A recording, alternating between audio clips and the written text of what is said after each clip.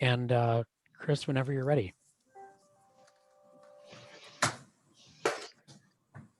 All right, welcome everyone. I'm going to call our November 17th, 2020 Community Development Authority meeting to order. Roll call, please. Jeff Tews, Here. David Kennedy, Here. Ann Lewandowski, Here. Kristen Runge, Here. Chris Zellner, Here. Al Dassow, Here. and just arriving, I'll give him a second to connect to audio, Jeff Smith. We're taking roll call. So once you connect, say here.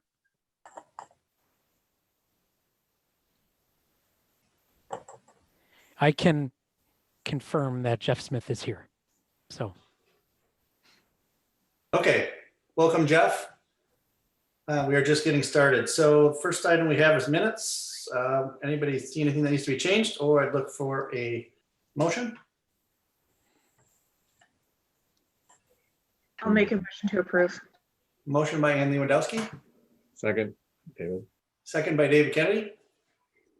Roll call, Todd. Going backwards, Jeff Smith,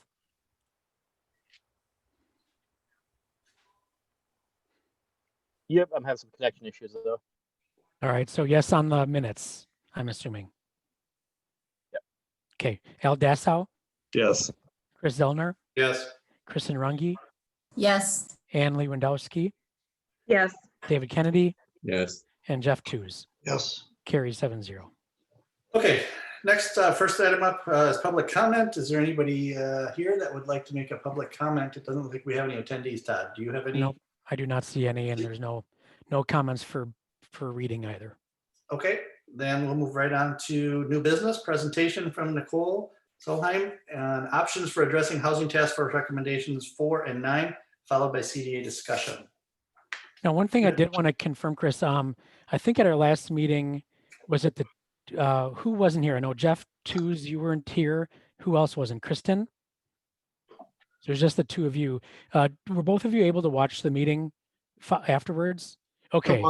I was able to watch it, and I don't know if it's appropriate to comment. I'm cautious about commenting much about the meeting, but I was impressed with the content. Nicole, I'm so glad you're here with us, and you and Jason are going to figure out a way to work together. I think that was one of the great outcomes, and I think some great questions were raised around the recommendations, and it felt like at the end of that, at least for me, that the questions that Ann and David and Al raised, and the points they raised are helping to point us with some more direction. So I came away from feeling bad about having missed that good meeting, but I think it was probably one of the better meetings that I think we had.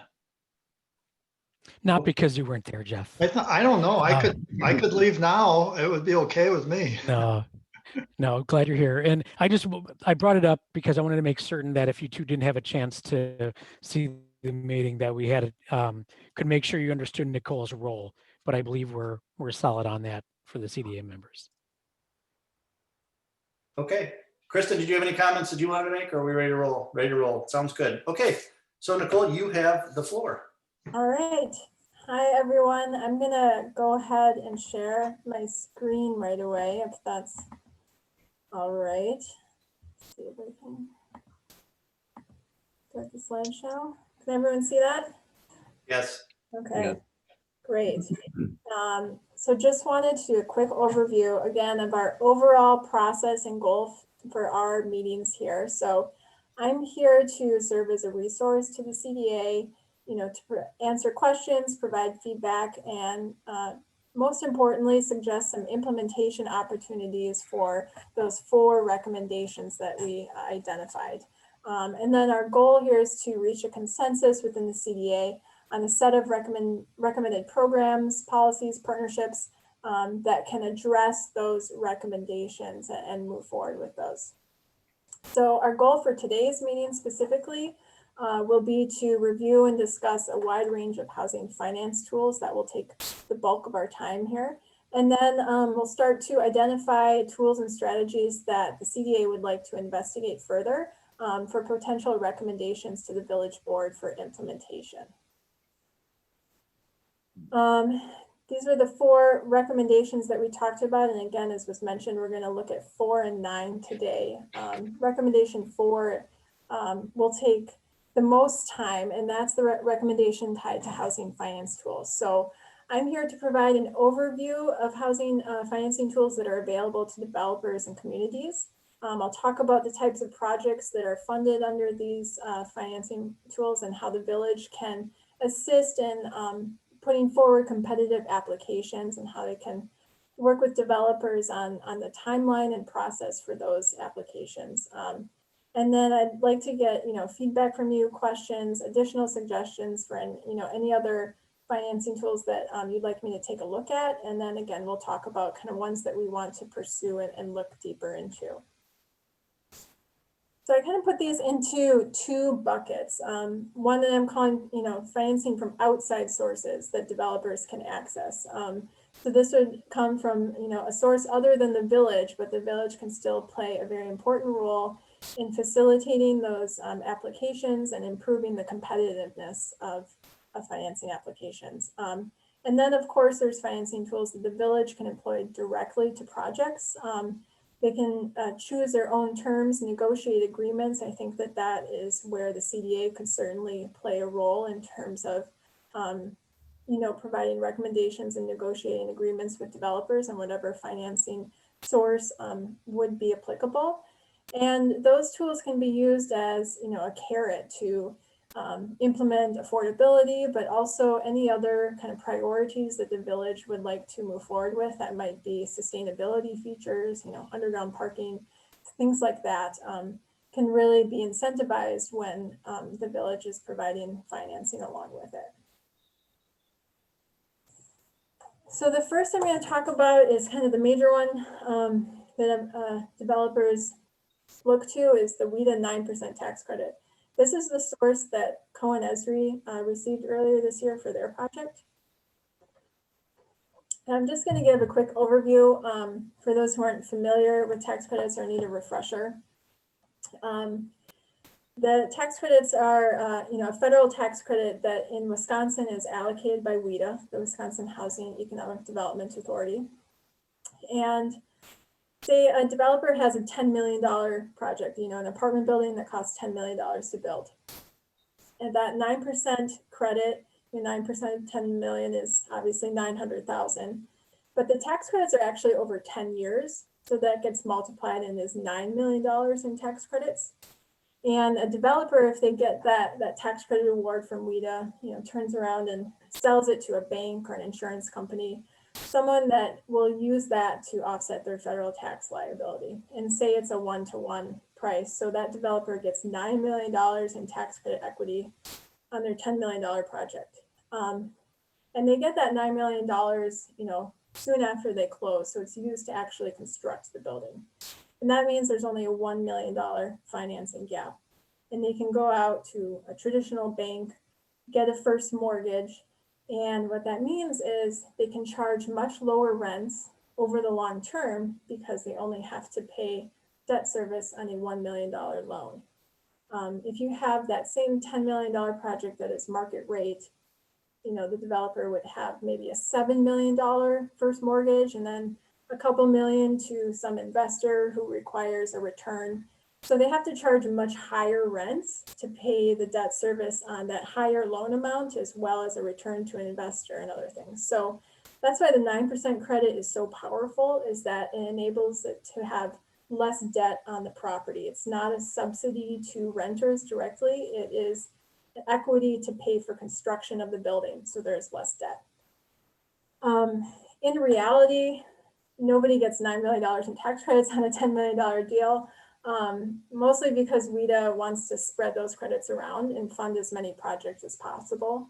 So they will award points for projects that request fewer tax credits than they're actually eligible for. And that's why developers need to pursue, other gap financing sources, even to pair with the 9% credit. So again, this is a credit that covers a large portion of costs. The affordability range is typically 30 to 60% area median income. And then also market rate units. WIDA likes to see a mix of that. There is only one annual cycle. It's in December right now, and it's very competitive. They're usually oversubscribed like 5 to 1 in terms of applications to how many get funded. It requires a very experienced development team. The tax credits themselves are pretty complex, and WIDA also gives higher scores to developers that have experience.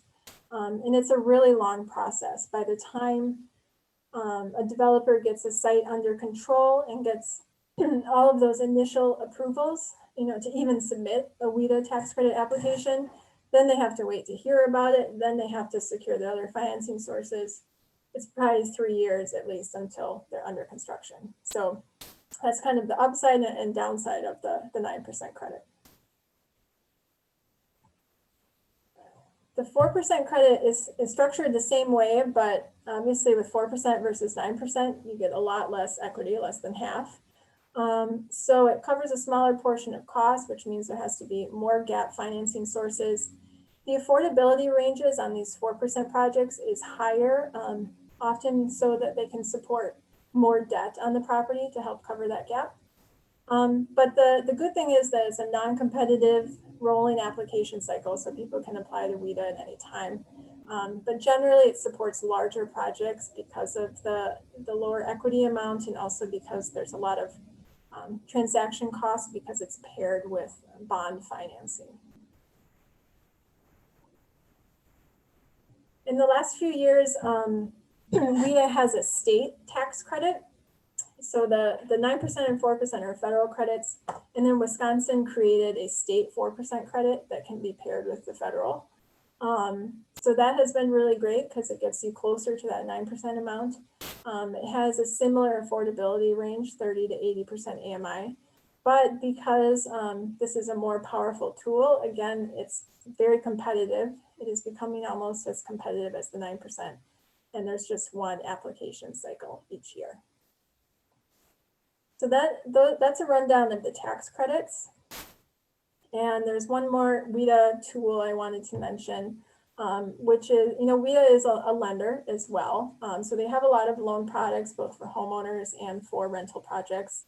One of them is called the 710 Flex. And this is a low interest loan that comes along with a requirement to set aside 20% of your units for 80% AMI households. It's non-competitive, it's just a loan application. Currently interest rates are already pretty low, so it's not as desirable as it would be normally, but when those go up, it can be very desirable for developers. And if you're in an area where those 80% rents are closer to what market would be, or if you can pair it with some other tools, maybe impact fees are waived if you have 80% units, or you have another financing tool for 80% units. If you can layer on enough to make that work, this can be a very good product. All right, that's the WIDA stuff. And then move on to the Dane County Affordable Housing Fund. This is a local fund that Dane County started establishing annually in 2015. They have allocated almost $19 million in funds to affordable housing projects since then. It is directly from the county's capital budget. So they plan for it each year. And generally, this financing source is part of, it's another layer in a whole financing package, often with tax credits and also other sources. And they time it so that they can work with developers who are applying for tax credits.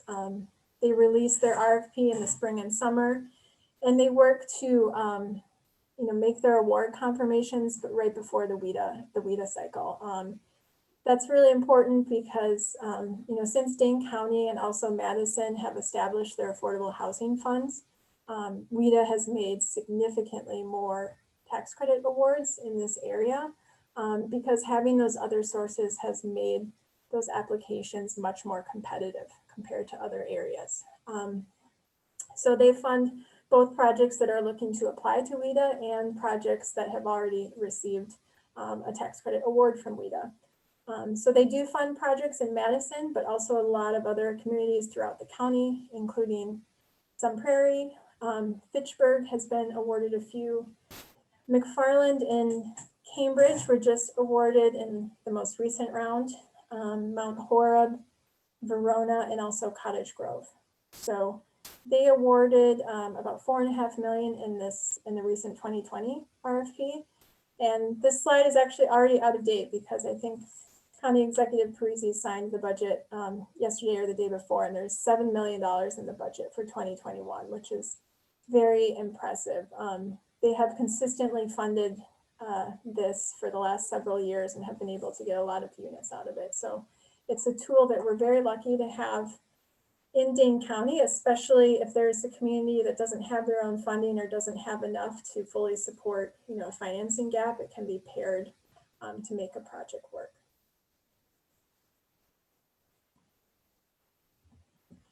Is there a question, There's a Jeff? question. Go ahead, Jeff. You're muted though. Jeff, you need to go off mute. You've got municipalities named there. Is the award going to the developer or is the award going to those communities? It's going to the developer, yes. So it's structured as a grant or a low interest loan actually through the housing authority. It's made directly to the developer, but I was just indicating what community those projects are in. Okay, thank you. I have a question also, Nicole. Just on the 14th, there was an article in the paper about Madison Development Corporation and a project in Middleton, and they said that was Dane Workforce Housing Fund. Is that different than the Affordable Housing Fund? That is different. You're getting ahead of me on my slides. Okay, sorry. Don't steal my thunder. Yeah, all right. Yes, that is different. This is funded solely through the county, and that's a private fund. We'll talk about that. Yep. Okay. Is there anyone else? If I'm missing, I can only see 4 people on my screen at once. So if I'm missing someone, just interrupt me. All right. Nobody else has their hand up, so you're good to go. Okay, sounds good. Dane County also has home and Cdbg funds. These are federal funds from HUD, and they are allocated annually to the county. These are funds that have to be used in Dane County outside of the city of Madison, and that's because Madison gets their own separate funding. So they get about $1 million annually for Cdbg, which is Community Development Block Grant, and $400,000 for home is about what they have. Cdbg, when used for housing, it can also be used for public facilities and other things in programming. Is used typically for rehab and blight elimination, and home funds are what is used for new construction. And home funds typically fund 50 and 60% AMI units for rental. And those units are then subject to rent limits that are published annually by HUD. And when a developer gets an award of home funds, that means that they will sign a loan agreement, and there will also be a long-term deed restriction on that property that makes sure that those units are affordable. It's typically 20 years for home funds. And I should mention too that the affordability period for the tax credit projects is 30 years. So that can vary a little bit. The home and Cdbg can be, again, paired with all of the other usual sources and tax credits.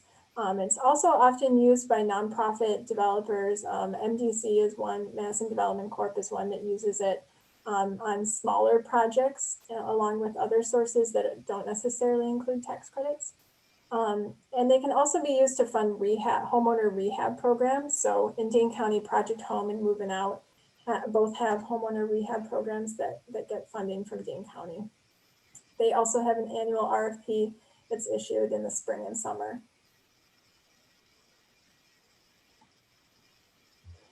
All right. Yes, Anne. So if we go back to the home, the rehab, that's something that I think a lot of people are going to struggle with this winter coming up.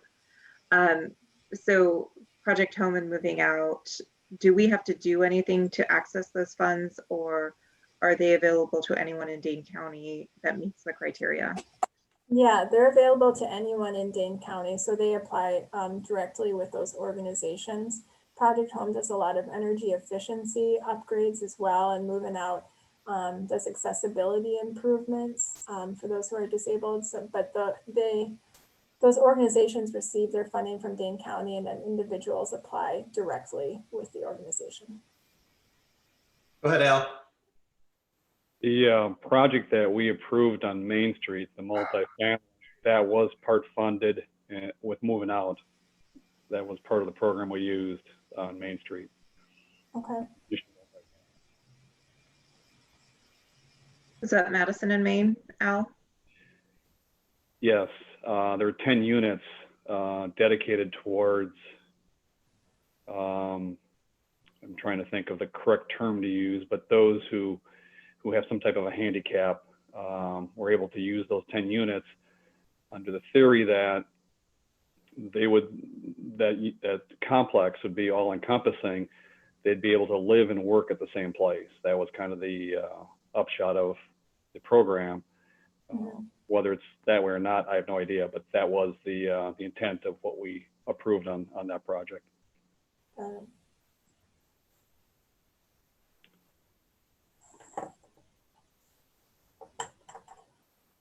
All right. Another source that most tax credit projects will have, and it can also be used for other things, is the Federal Home Loan Bank Affordable Housing Program, AHP. So the Federal Home Loan Bank is like a bank for banks. They lend to banks.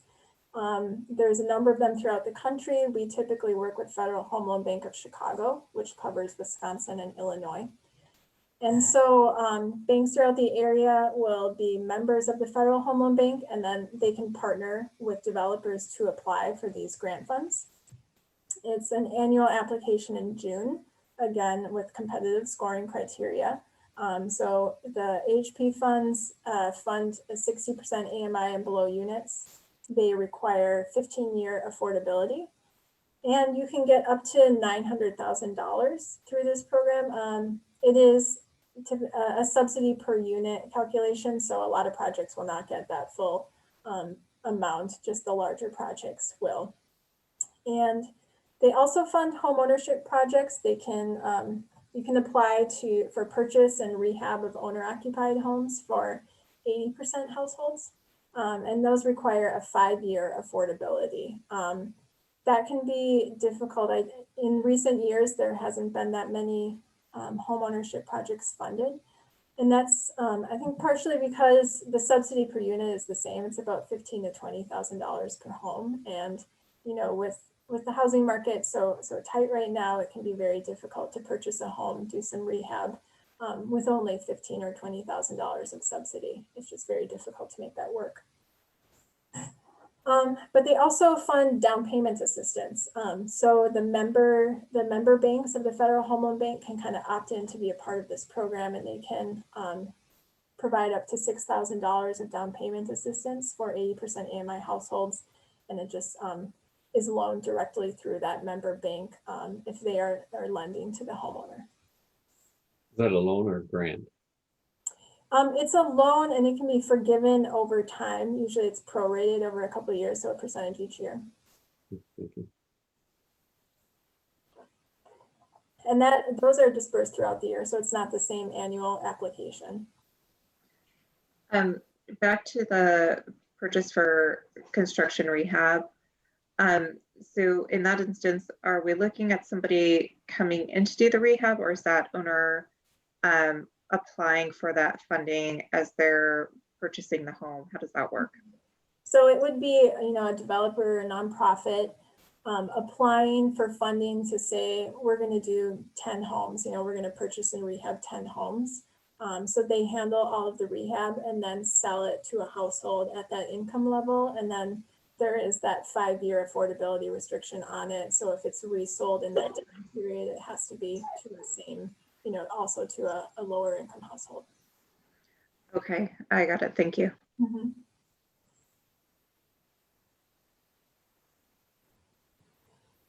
All right. I wanted to quickly touch on WEDC, the Wisconsin Economic Development Corporation. This is not, they don't have specific affordability requirements on these two products, but it's something that I'll often see in projects, especially when affordable housing projects are more of an infill development. There's the Brownfield Grant Program, which is grant funding for remediation on contaminated sites. That's one that I've worked with a lot. And then there's also the Community Development Investment Grant. So the Brownfield grant can be applied for either by the developer or by a municipality that's looking to do some cleanup. The CDI grant is applied for by the municipality, and then they can pass it along to the development. It's for projects that are considered shovel ready, but also part of a community plan or a downtown initiative, something that's seen to be as a critical role in moving something forward with the community. So again, it's not specifically tied to affordability, but is often paired with other affordable financing products. Employer housing, I just wanted to mention, and we can talk about it further if you like, but typically we just see this, we know when there's a very large local employer that really needs a lot of housing for their employees. I've worked on this in my previous job. I worked on projects in the Florida Keys and then also in like the ski communities in Colorado. So it's, where there's a very high income area where there's a lot of hospitality industry, and those employers need affordable housing for their employees. So they're very, invested in trying to find housing. So it can be pretty flexible in terms of coming in a variety of ways. It could be, a straight investment or a grant from that employer. It could be kind of just targeted leasing, working in partnership with an employer to fill units. But when there's really a need for it, that employer might actually master lease. They might sign a lease for a large chunk of units and then sublease to employees. That's if they are in desperate need of that housing, because that's a big financial responsibility for employers. So I just wanted to mention that. We can talk about it further if you want, but it's, it does come with complications in terms of what if an employee is housed and then they change jobs, or, it can be kind of messy. So it's not something that most employers like to take on. Nicole, I have a question on an employer master lease situation. And, this may be really basic or dumb, and maybe Jeff wants to jump in, but what advantages for the employer does that offer over, say, increasing wages? Mm-hmm. That's a good question. I mean, I think that it gives them more control over, having that housing available for employees. They can do it like a month-to-month lease, for example, just for their employees, but have more flexibility in terms of coming and going. I haven't specifically been on the employer side of it, so I can't speak to it from that way. And usually on the development side, where we like to have the master lease because it enables us to get, financing when that's in place. I have a personal experience with that. My stepdaughter was in a college program, went down to Disney World and lived in employer supplied housing there. And they get an opportunity to have counselors in the building.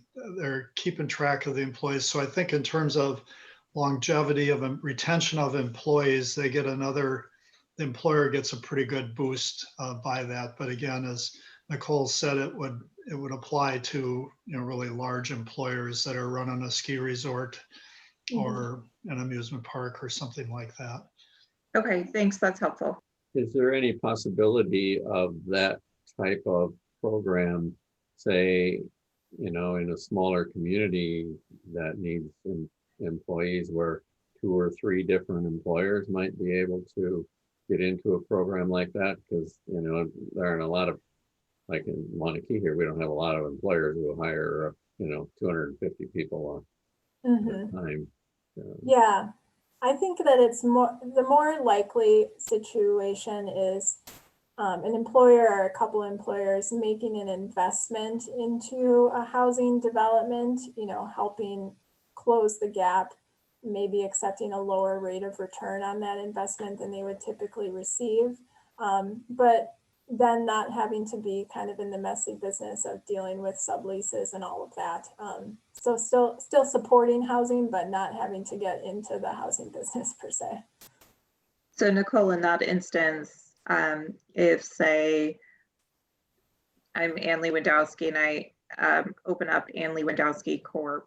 And I have 50 employees and I really want them to live in Wanakee. And you're a developer and you say, okay, I want to build a 500 unit building, just throwing random numbers out. And I give you whatever amount you're looking for in your gap. Does the investment that I have given you entitle me to X number of units, or how does that function? That would have to be negotiated specific for your investment. Typically, for fair housing laws, we would have a preference maybe for your employees, but still open it up to all, to all interested parties. Okay. But that's typically how we deal with targeted populations, is having a preference while still making sure that we're marketing. Yeah, I know it can get really ugly. So I just wondering about how we operationalize. Yeah.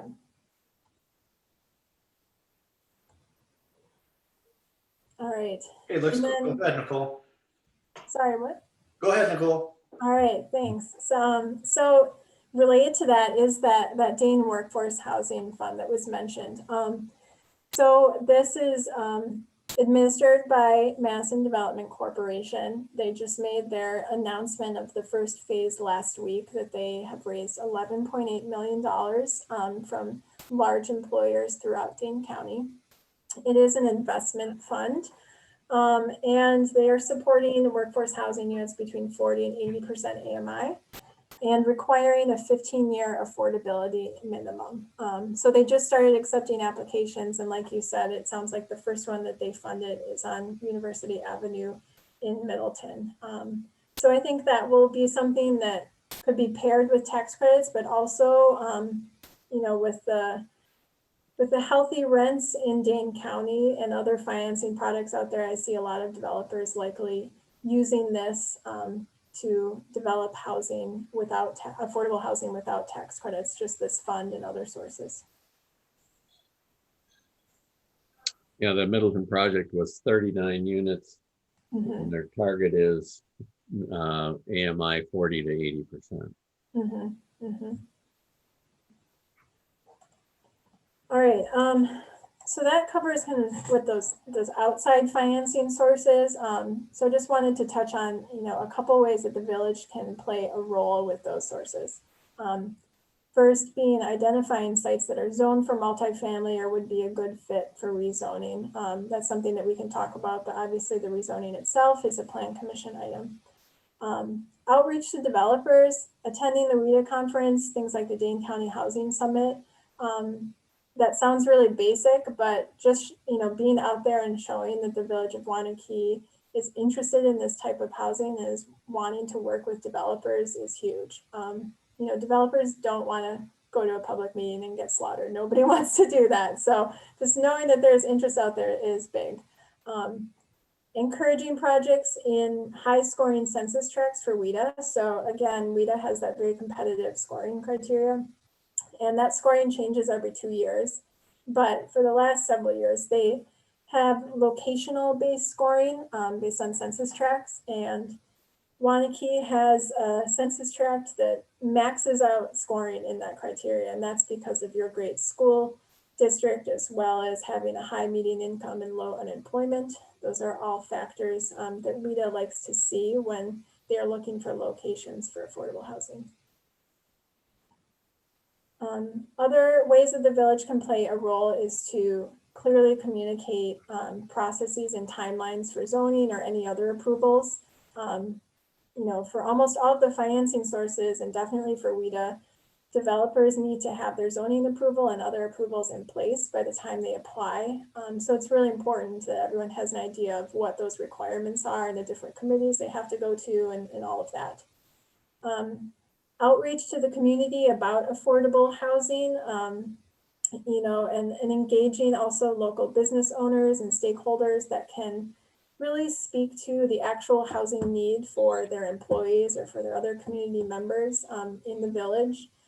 Talking about who is this housing really reaching? You know, this is for teachers, this is for people working at the grocery store. Just being very transparent about that is a huge component, especially when things come to public meetings and stuff like that. Gap financing support. So this could be directly from the village, which we'll talk about in a little bit, or supporting funding applications from other sources, you know, writing support letters, reaching out to a county board supervisor for their funding, stuff like that. You know, the village can help show their support for a project and help it move forward in that way. Okay, there's a lot of examples in Dane County, of course, but this was just one I thought of. Full disclosure, I did work on this one for a little bit. But Mount Horeb a couple of years ago completed a housing study similar to the village, a little less extensive than that. They went through the site analysis with UW-Madison students with Professor Landgraf's class, I believe it was, which I think might be something that you're considering. There was a rezoning process for this parcel through the PUD process. The village supported the funding application to Dane County. They wrote letters of support. And in the end, this project received a 9% WIDA allocation for 51 units and also over $1.3 million from Dane County and their Affordable Housing Fund. So that will be starting construction soon there. Okay. I'm going to move on to the village financial tools. So the main one, of course, is TIF. This remains to be kind of the most powerful tool that municipalities have. This is just the refresher slide on TIF. So TID is the tax increment district. When it is created here, the value, the property value in that district is frozen in time, basically. And the other underlying tax jurisdictions continue to receive that same amount of tax value while the TID is underway. And then the increments, the value over time, the growth, is what can be used to finance projects within that TID. Now there's kind of two different ways that TIF can be used for affordable housing. The first is the state of Wisconsin and the statute that allows TIF districts to be extended for 1 year with a resolution from the municipality. And in that case, 75% of that tax increment for that year must be used to benefit affordable housing. It can be affordable housing anywhere in the municipality. It doesn't have to be within that district. And this is something that the city of Madison used to establish their affordable housing fund. Other communities like Fitchburg used it to fund their housing study efforts. In Monona, they used it to fund what's called the Renew Monona program, which is a rehab loan program for homeowners in the city of Monona.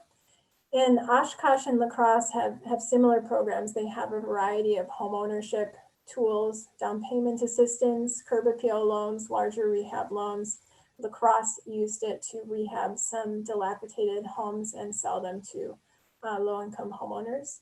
So there's a variety of ways that it can be used. And the other way that TIF can be used is actually just a project loan, kind of a more traditional way that you think of TIF.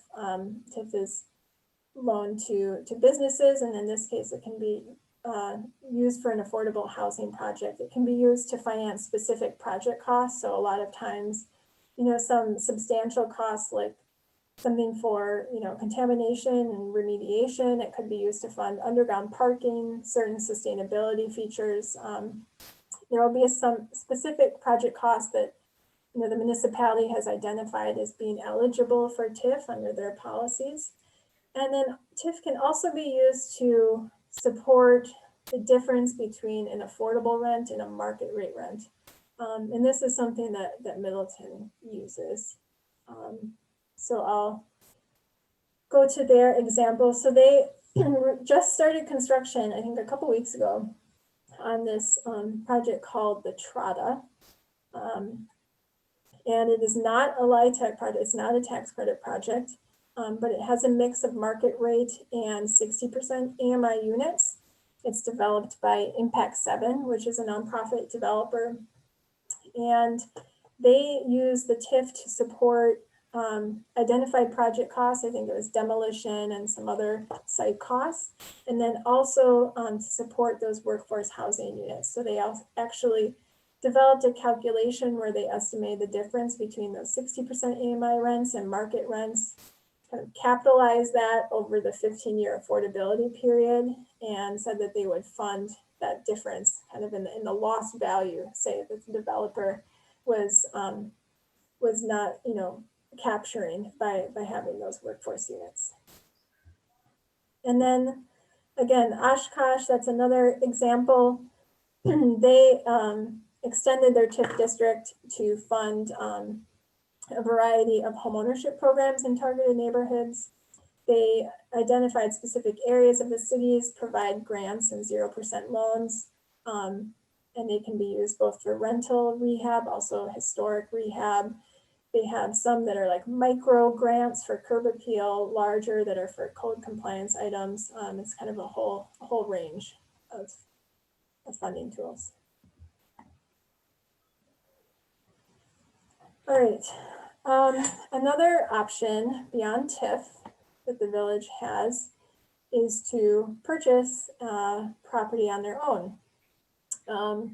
Some may call this land banking. So it could be purchase of land, it could be purchase of other property. Land that the village has identified as suitable for future development, or an area that they want to kind of control what happens there. And in this case, the village could issue a request for proposals to get proposals from developers. They may choose to sell that property to the developer for a discounted price, or even for $1. In that case, it's kind of a form of TIF when that happens. And the real benefit of this is that, again, it allows the village to have more control on what happens there. When you're issuing an RFP and selecting a proposal, you can have more say on what the design looks like, on the number of units, on certain priorities that you want to focus on for that development can be part of the RFP. You can allocate points under your RFP process for certain features that you want to see at the property. Developers also like this because it's less risky in terms of you don't have holding costs for having this piece of land under a purchase contract for 2.5 years while you try to get your REHAB financing.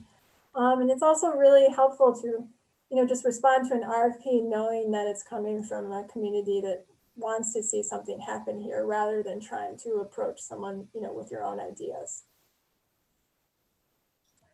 Nicole, quick question for you. Just going back to the TIF component. Mm-hmm. The examples that you've provided us, Middleton and Oshkosh, do you know what type of usage they have of TIF? Do they have a lot of TIF districts open? Are they at the high percentage of what they're eligible for TIFs? Because we're not anywhere near what we could be doing with TIF.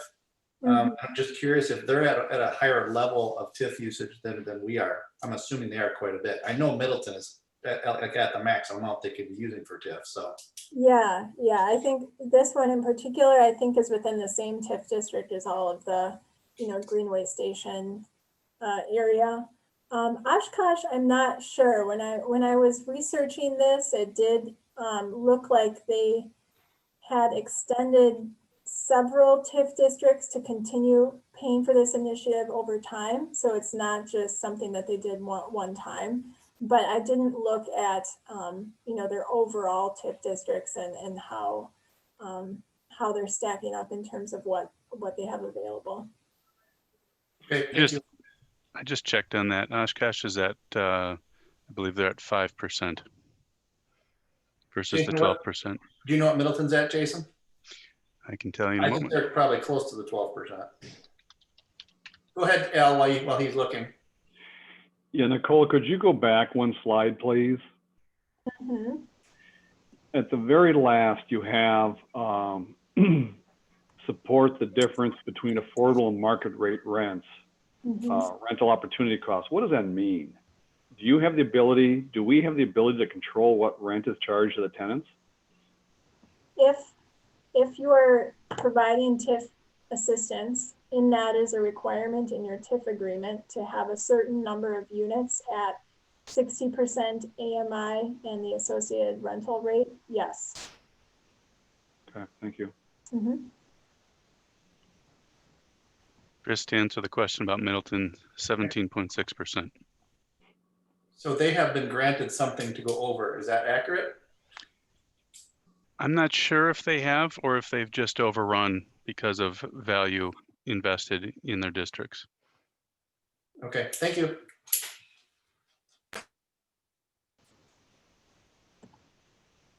All right, and then tied to kind of the RFP process, you know, CDAs do really have the power to acquire property, either land or existing housing, and either self-develop or also RFP that out.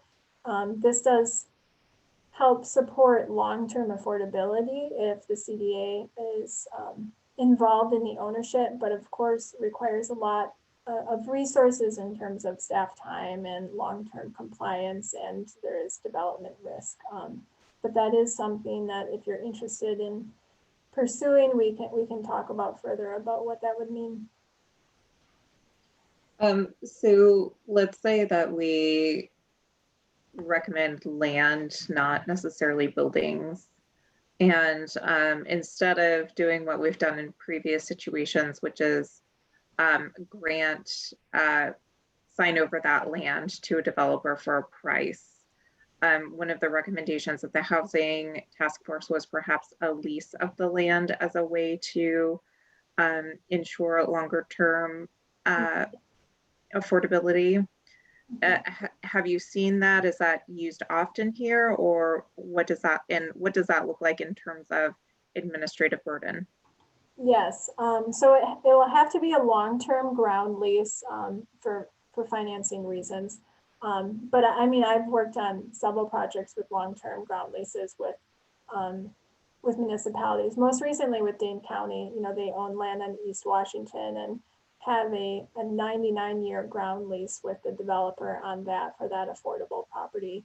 In terms of compliance, it can depend on what else is layered with it. So, you know, if it's a tax credit project on there, or there's some other affordable financing source that has restrictions on it, then the village can kind of rely on that source for the compliance of ensuring the affordable rents and verifying incomes. But if the village is the sole source of that affordability restriction, then there will have to be some system in place, either, you know, with the village itself or contracted with another entity, just for annual compliance of income and rent limits over time.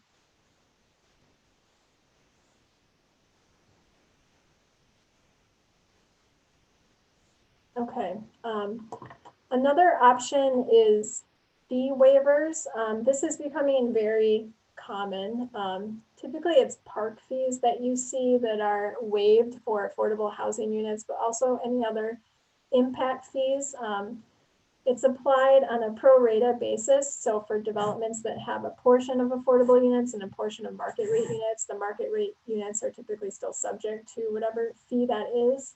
And this is just what I found on the village's website in terms of parkland fee and village center impact fee, and what could be, you know, considered for a waiver or a partial exemption for affordable housing.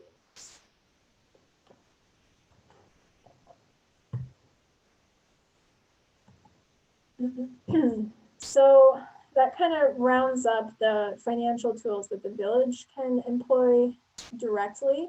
Again, I think this is an opportunity to consider if there's certain ones that we want to look at further and potentially recommend for implementation. We'd also want to think about what committees would review applications from developers that wanted to pursue these funds, and what would be priorities that we would want to look for when reviewing applications. And again, this is, I think, a role that the CDA could play in terms of negotiating agreements with developers, making recommendations to the board, and allowing the village to have greater control over affordability levels, the terms of affordability, the density, the design, the sustainability features, whatever it may be of that development, if you're directly involved in the financing of the project. Okay. I wanted to talk about a couple tools for affordable homeownership as well, not just rental. So we talked earlier about those rehab loans for new and existing homeowners that Project Home and Moving Out have through Dane County Home Funds. And like I said earlier as well, the city of Monona used their TIF district extension to fund their Renew Monona program.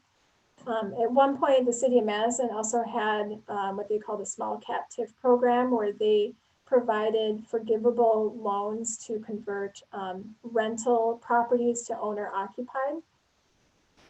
WIDA also has a home improvement loan program for home buyers.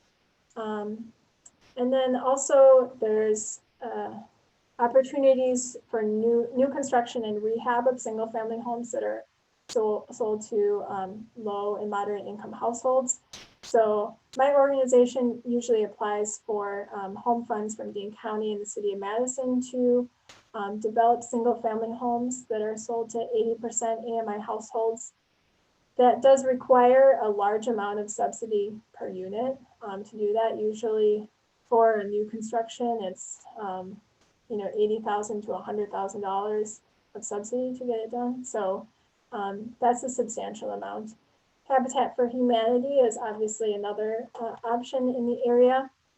And then something that I just wanted to mention, because it's talked about a lot, but is more in the role of the Plan Commission, is looking at zoning requirements, fees, and other infrastructure items that can be adjusted just to sort of naturally reduce housing costs. I think that's something that kind of plays into perhaps what Viridian is doing on their new development with the smaller lots.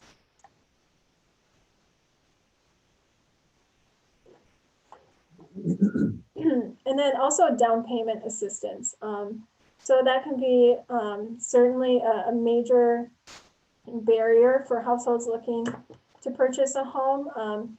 Most of the down payment tools are for 80% AMI households. It's a very flexible tool. So it comes from, home funds, federal home funds, but also from a lot of other sources. In Dane County, there's Home by the American Dream Fund, which is up to $5,000 for homeowners in Dane County.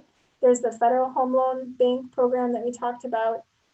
Moving Out administers a program, and then my organization also administers the Realtors Association program for down payment assistance. But down payment assistance can also be something that's funded by employers. You'll see that in some communities. That's a way that they participate. Either way, what we see is that education and awareness among local realtors and lenders is the most important part. There's a lot of tools out there, but a lot of lenders and realtors and buyers are just completely unaware of what is available to them. So that's something that the Home Buyers Roundtable in Dane County and other organizations try to educate about, but it's definitely an area that could be better utilized. Okay, that is recommendation 4. Yeah, take another drink of water. As far as how we proceed this evening, Nicole, what are at what points are you hoping to kind of take a pause and kind of go back up through the digestion process of the slides you reviewed? Yeah. I think there was one slide where you kind of, just before this section, affordable home ownership section, you had kind of a list. Yeah, that's it. Mhm. Those seem to be the questions you're putting out to the CDA. I guess they don't look like questions, but things that we need to ponder. And Yeah. can you put us in the right frame of mind on where you hope for us to progress in these areas this evening? And Yeah. Yeah, no, I appreciate that. because I know we also have committed the CDA to, I think Chris wants to keep it to a 90-minute Mhm. window per meeting if Yeah. need be, if we can. Yeah, no, at the next recommendation is much shorter and straightforward. So I think that we could certainly take this opportunity to kind of think about all of the different financing sources that we just went through. I can go back to any of them. But if there are certain, sources that CDA members think could be a good fit for the village and something that you want to pursue in terms of, again, our end goal is to kind of have some recommendations we could take to the village board to implement some of these things. So if there's financing sources that you want to take a closer look at, that we could see how they could be adjusted to move forward with projects. I'll take suggestions or whatever comes to mind from the CDA members at this time. I do think one thing we could do together, Nicole, prior to our next CDA meeting, and I think the intent is to, are you planning to move on to the next two goals at the next meeting? That was my initial intention, and then I also thought if there were, specific thoughts or something that we wanted to look closer at from this meeting, we could also do that. Okay. Next I know meeting. one thing. We're flexible on that. Yeah, one thing you and I haven't done, but we can, is take the litany of tools and sort of look back at the village's progress to date in various projects we've seen, as well as contemplate projects that are being kicked around here, and sort of show the CDA where there is a feasible connection between source and project. Because I think these are all available tools, but where will the rubber meet the road for us here in Wanakee? I think if we did that exercise, perhaps you, me, and Jason, maybe even Kevin, and we could come back with more information at the next meeting. Okay. But with that said, totally open to your suggestion to hear from the CVA on what kind of they feel like we ought to try to make stick here. So I'll just pipe in quick before everybody and just say, as I read through this beforehand, I looked at all the different options, and one of the things that we need to decide is, how do we want developers to look at us or view us as they're coming into the community? And with all the recommendations that are here, are there any that are off the table that the members would say, yeah, that's probably not somewhere we want to go, for whatever that reason might be? Or do we want to keep everything on the table? So developers know, okay, well, they're going to be open to this, because most of them, I'm assuming, know what these are already. If they're a true developer, they're going to know what all the credits and all the different options are. But are we a community as Wanakee friendly to those? And if they don't think we are, they're still not going to come here as a result of that. So I think that was something that rang in my head right away. Do we need to decide, yeah, are we good with all the different things? Or is there things that really I don't want to go to? Because one of the things that did happen in my early years on the board was the Main and Madison Street project, where the village purchased the land and we owned that land, and we ended up giving that land away. I think it was for $1. Todd, is that right? I don't remember the agreement exactly, but it was in essence that they got the land. And did we get a great housing unit for it, for affordable housing? I don't think we really dented or did a lot with it, but as Al mentioned, there's a certain amount of units that did get accommodated for handicap, and hopefully that's still the case. Maybe that's something we need to look into. But I'm just throwing this out there. I'm not saying that's the way we have to proceed, but I think it's important that the developers know if we are open to these things or not. Let me just share, if I could, Chris, about, and Jason might want to pipe in too here, at least the experience that I've had in Wanakee with project process. Most savvy developers seem to know what they want, and also they seem to know what they dabble in and what they don't want anything to do with. Usually that has to do with the rigor of a process, or it has to do with the product that they specialize in.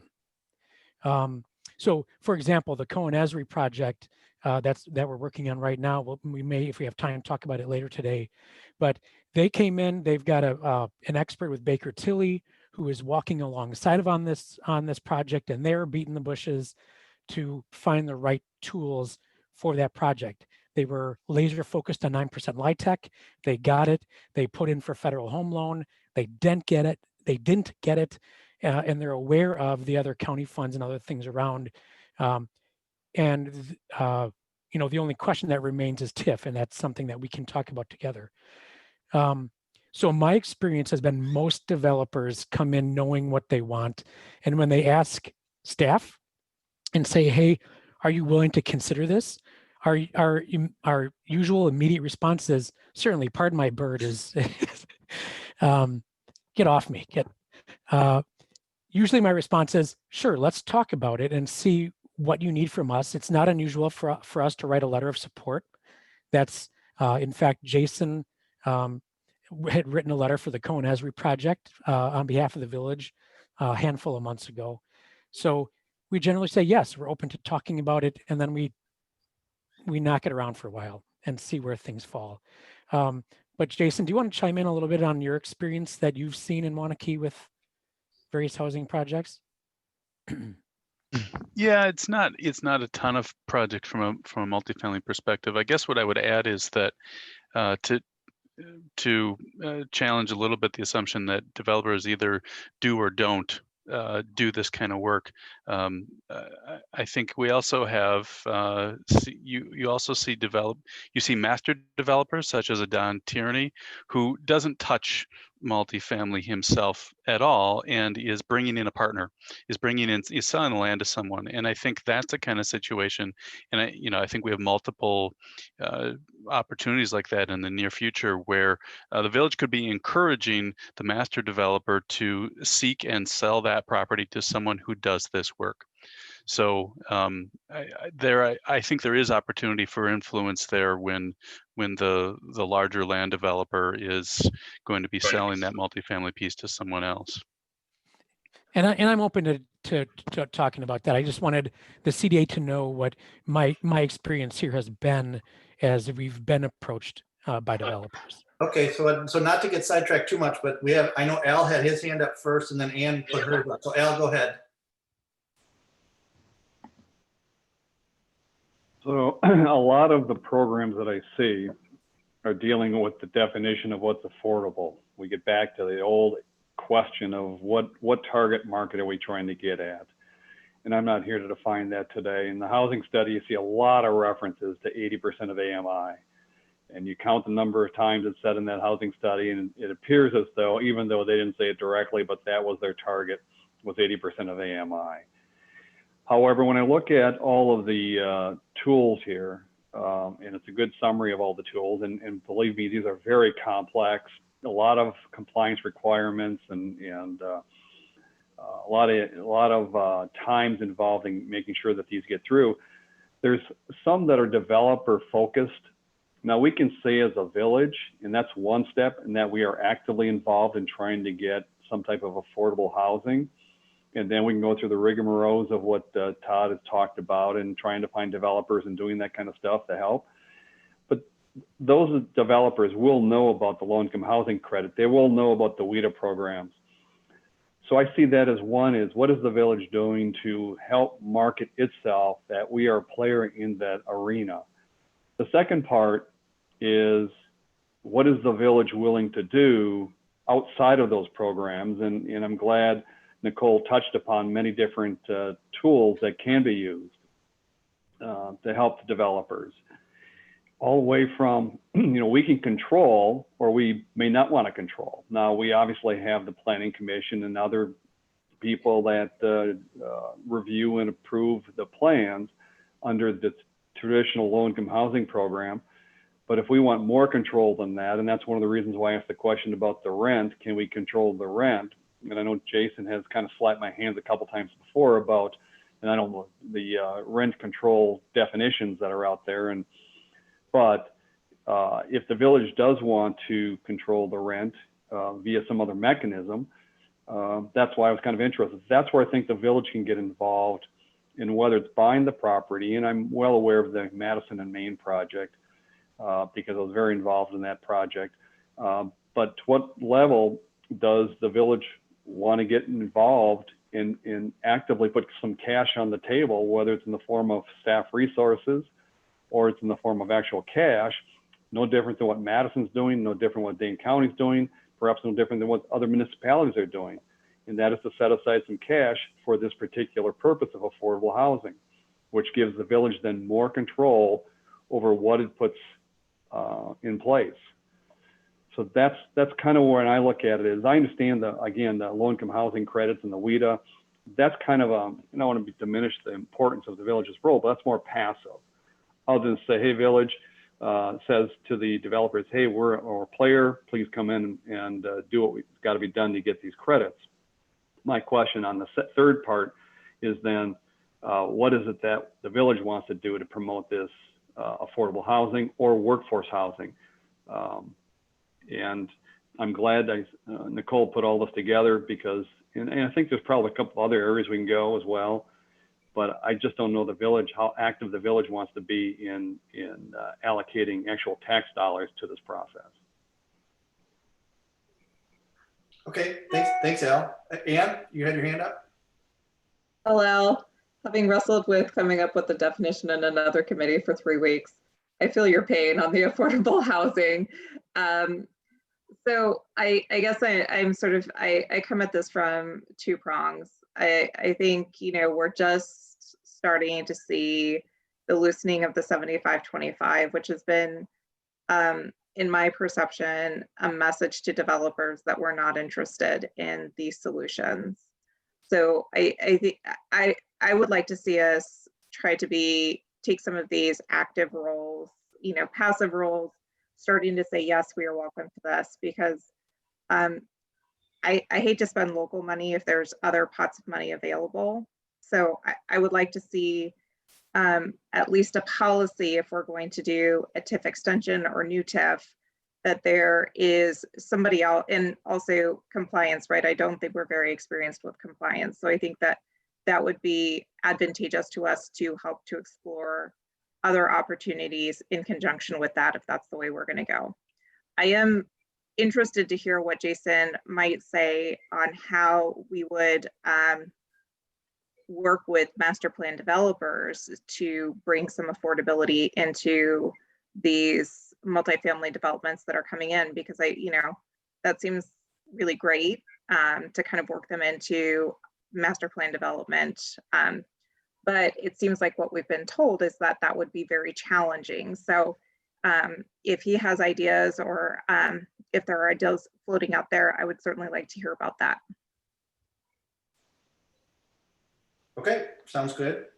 Nicole, that's kind of a good assignment for us. Jason as well. I don't know if Jason, you want to handle that right now. I know we have certain things we need to get to, and we do actually need to talk, Todd, about the Cohen Esri project, because that is going to be something that's on our next agenda. That was decided that we need to make sure that we have it, that we discuss it so we can give information back to the board. So that's something for our next meeting that has to be on our agenda from a timing perspective. I do see, Chris, that Jeff Smith has his hand up. Go ahead, Jeff. Yes, hopefully you can all hear me pretty good. I've kind of spotty connection a little bit here. I said a few questions on some of these funding sources. Right now with the pandemic, I know a lot of budgets are getting really tight. Are any of these at risk of being, depleted or not refunded or not submitted because of the current issues? Mm-hmm. Then the other question I had was, which of these options we talked about, the developers seem the most attracted to? And you mentioned that they all seem to know what they want, but which ones do they seem like they want the most? Mm-hmm. Yeah, so the first question about budgets, very good question. You would think that, and I was somewhat surprised and then not surprised to see Dane County dedicate so much to the Affordable Housing Fund in their 2021 budget. But I think that for communities that have prioritized affordable housing, they can see how the pandemic has made the need for it even more transparent, if that makes sense. So it's can help them get approval for that within their budget. So in Dane County and Madison, for example, they have stayed the same or increased their affordable housing funds. Some of the home and Cdbg, as well as the federal tax credits, those have stayed the same or increased. Actually, every time that the current administration proposed slashing all of those, the home and Cdbg funds, they were actually increased significantly. So that has not yet been impacted, and actually the kind of infrastructure for dispersing those home and Cdbg funds is what is used to disperse all of the CARES Act funding as well, a lot of those same organizations.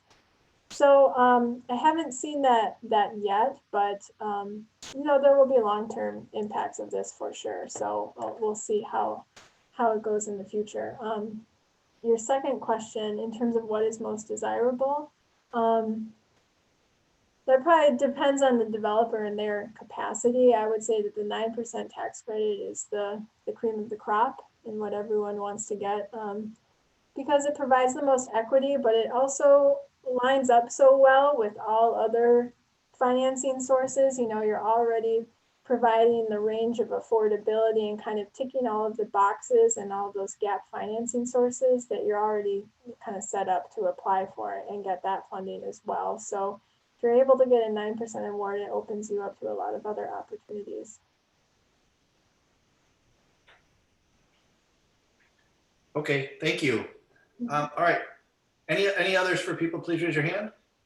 Otherwise, we'll move on to our next topic. Go ahead, Nicole. Okay, so this is a shorter one. So this recommendation is talking about a village requiring a range of housing affordability options within a range of housing types. So we already kind of touched on with all of these different financing sources what the typical affordability ranges are associated with those financing sources. So I'm gonna, again, you guys know by now, because I've been saying AMI so much, area and county median income. Again, these are released annually by HUD and WIDA. I just have on here for reference what 100% area median income is for Dane County in 2020. As we know from the task force report, the median income is actually higher within the village of Wanakee, but all of the financing sources rely on county median income for purposes of income and rent limits. So again, those tools that we talked about, primarily 30 to 60% AMI, some of them may go 80% AMI or even higher. Now, it sounds like Jason has been already talking to you guys about this, so I guess I don't have to break any news about the difficulties of requiring affordability and the fact that Wisconsin statutes prohibit things like inclusionary zoning, density bonuses for affordable housing, things like that. It's seen as a form of rent control. You can't make zoning decisions based on if a project is affordable or not, purely based on that. Instead, like we talked about, affordability requirements can be linked to financing sources that are coming directly from the village or another source, and that's really how you have the power to implement those. Again, like I mentioned earlier, typically these affordability requirements are on the property via deed restriction or other recorded documents so that it stays with the land for that period of time. And the ongoing compliance we already talked about needs to be tracked by an entity that is providing the funding or another source.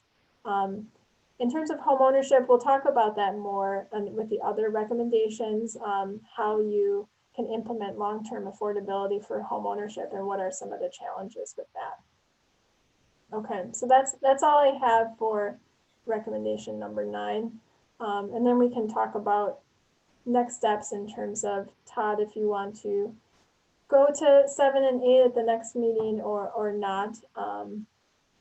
But as a, just kind of a recap, again, our goal for today's meeting, like we already started doing, was kind of talking about these housing finance tools, and thinking about which ones are good options for the CDA to pursue, and potentially recommend to the village for implementation.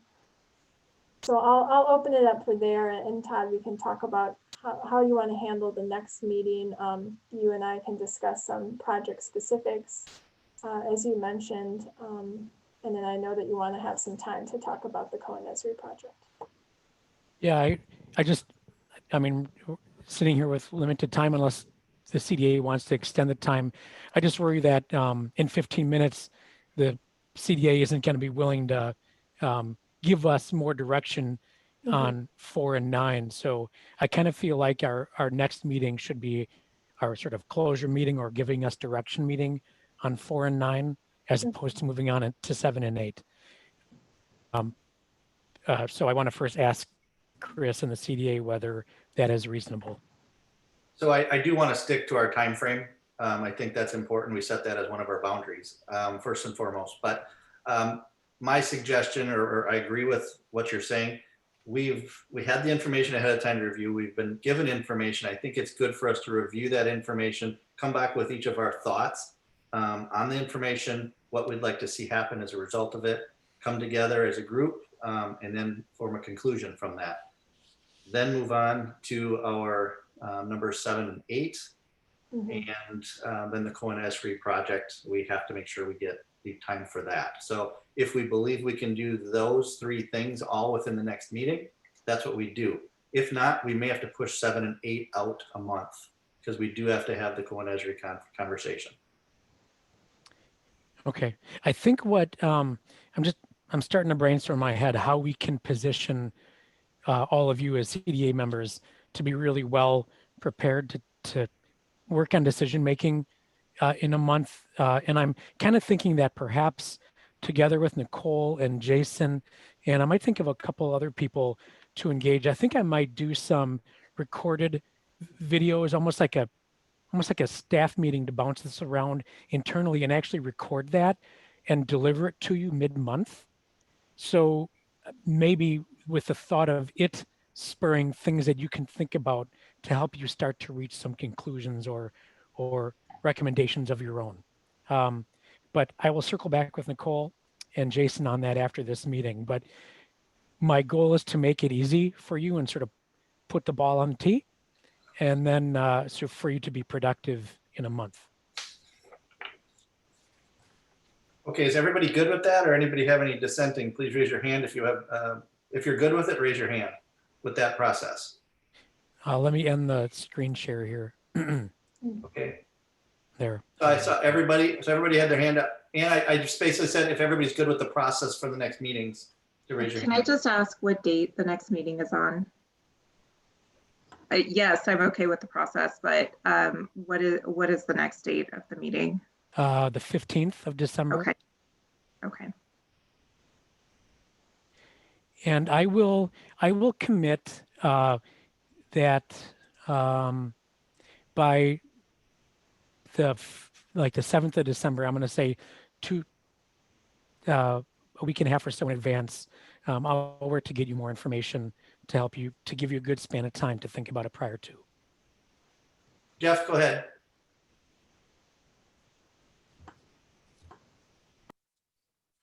Sorry. Al asked the question at the last meeting around define affordability. I watched Ann smile.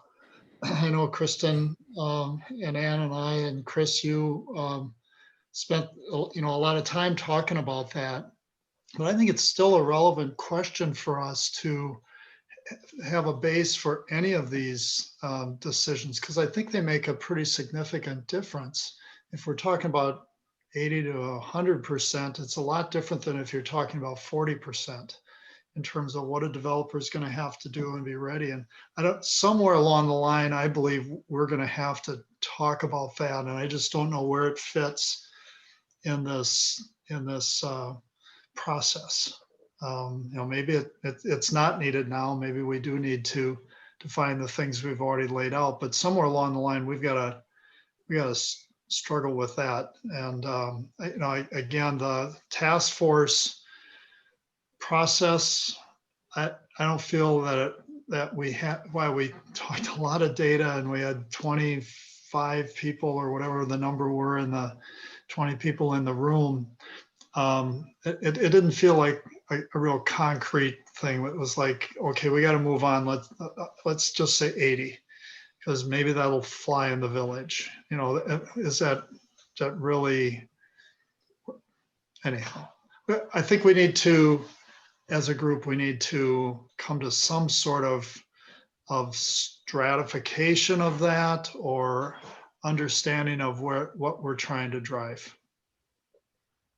And I know that messes with your agenda, because maybe we leave it till later and we talk about the sources and where we're going. But I think it's critical when you start talking about what types of housing and what types of developers, and all of that is going to be still come down to that question. Someday we're going to have to fix it. Okay, Nicole and Todd, I think you guys heard that loud and clear, and that's going to need to be part of our discussions in our upcoming meetings. Fair, is that fair, Jeff? Oh. I mean, tonight we're not going to be able to make that decision, but I think that's something that's important. I agree with you. So, okay. With that,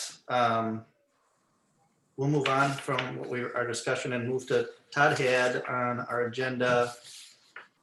I got to pull my agenda up now. Hey, Chris, Jason had his hand up for a little bit. Who did? Jason did. I was wondering what his response was.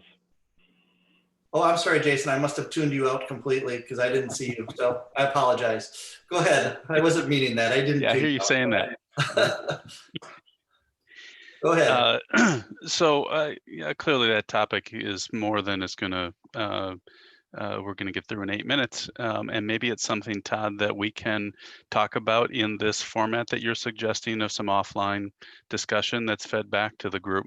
And I'll just briefly offer my own commentary that I've heard a lot of angst over that topic this year, and I think maybe we're making more out of it than we need to. That I think the term stratification makes sense, that there's going to be different projects at different price points because that's what the market needs. I mean, the definition of affordability is 30% of income, and you've got people of all different sorts of incomes. But where that question really comes to the fore is when you put money on the table, because then you have to decide, okay, when we put money at the table, at which level are we putting money at the table? So that's where it really comes to the fore.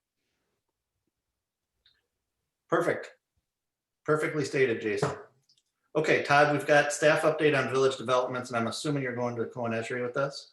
Yeah, that's what I'll talk about with Okay. all of you. So they're prepared for next meeting. I think that's important. Yeah, right. So I've just brought up let me zoom in a little bit. This is from the village board's meeting packet last week. The Cohen Esri project, and I will get this information to the CDA.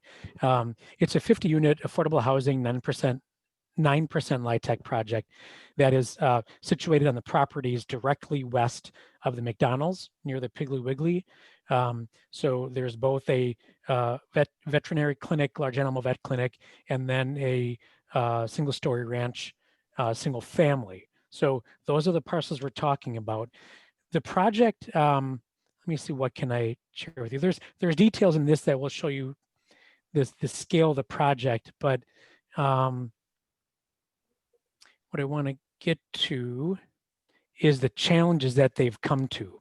So they purchased the main vet clinic, but as staff, and Jason can attest to this because he's been involved, as we've worked to do the push and pull on the design process for the project, it's come to feel to us as staff like they're trying to kind of jam the project into a site that is just a little too small for it to really be something that we think would make for great success for this entry affordable project into our community.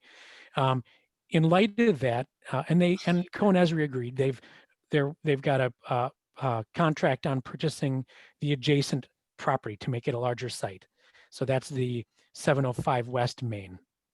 That adds obviously $450,000 in cost to the project just on the land. So therein is challenge number one. Challenge number two, they were hoping for a $600,000 infusion via grant from the Federal Home Loan Bank. That was not awarded. That was learned within the past 3 weeks or so. Finally, and this is a little bit of Greek to me, but LIHTC prices are down. So the tax credit investment opportunity and the willingness of investors to pay those credits has changed amidst COVID-19.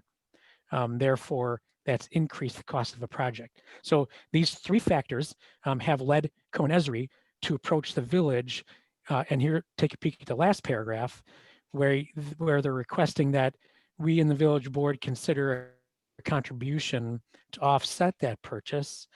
And one of two ways being creation of a new TIF district for the sole purpose of supporting the project, or considering an affordable housing extension on a soon-to-be closed TIF district. The village board reviewed those, reviewed this letter and this concept. There was a presentation from Cohen Esri, and they agreed to ask you, the CDA, to consider the request at your next meeting, and then essentially put forward then back to the village board what you might recommend for an appropriate approach. And who knows, perhaps recommend either, but they want you to hash that out along with Cohen Esri. Whoop, am I clicking in and out? A little bit, Todd. At least Can you hear me? You're good now, though. Okay. Did you get that the village board is handing it to you guys? Yes. Okay. Okay. So I'm going to have both Cohen Esri representatives as well as our financial advisors from Ellers, Todd Taves is our lead, and have them. And I think, Chris, we should you're getting bad again. meeting. I think Todd, you're breaking out, Todd. But you're breaking out again, Todd. Sorry, we didn't hear what you just said.